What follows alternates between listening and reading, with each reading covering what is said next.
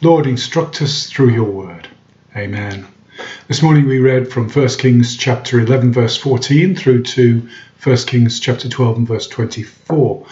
At the end of our last reading, Solomon, having taken many wives, had begun to worship the false gods, the idols of the countries around about. Up until that time, Solomon had had peace within the borders of Israel. The empire of Israel controlled the surrounding countries and was at peace. This allowed Solomon to build the temple and build his palace. But when his heart turned away from the Lord, then the peace went and the enemies were raised up.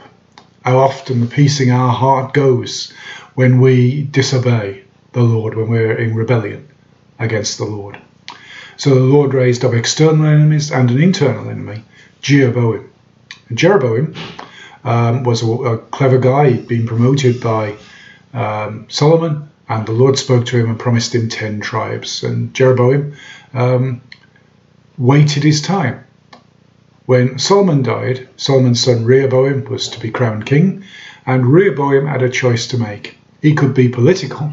He could speak gently to the people. He could promise to ease the burdens that Solomon had placed on them, building the temple and building Solomon's palaces and maintaining Solomon's lifestyle put a large burden upon the people. And Rehoboam could have lifted that burden a little, and then the people would have served him. That was the advice of the older elders around him, the older advisors. But he went to the young advisors, and they came up with a great line. And they said, say to the people, my little finger is thicker than my father's waist. He scourged you with whips, I will scourge you with scorpions. In other words, I'm going to be harder than my father.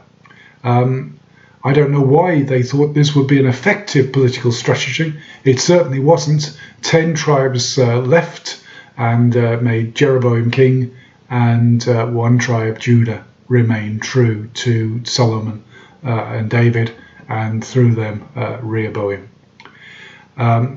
Rehoboam does have this to commend him at the end of the reading. Having gathered the army together, ready to go out and force the rest of the tribes of Israel to obey him, ready to start a civil war, he heard the word of the Lord telling him not to do that, and he obeyed. He has that to commend him, and we will see how it pans out in future readings. But here are lessons for us. Let's be obedient to the Lord, and then keep the peace in our hearts.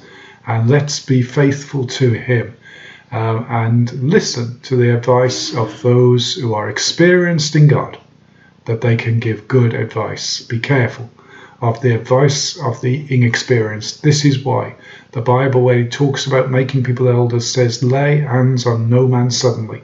Don't quickly make someone a leader in the church. Let them grow in grace and gain experience.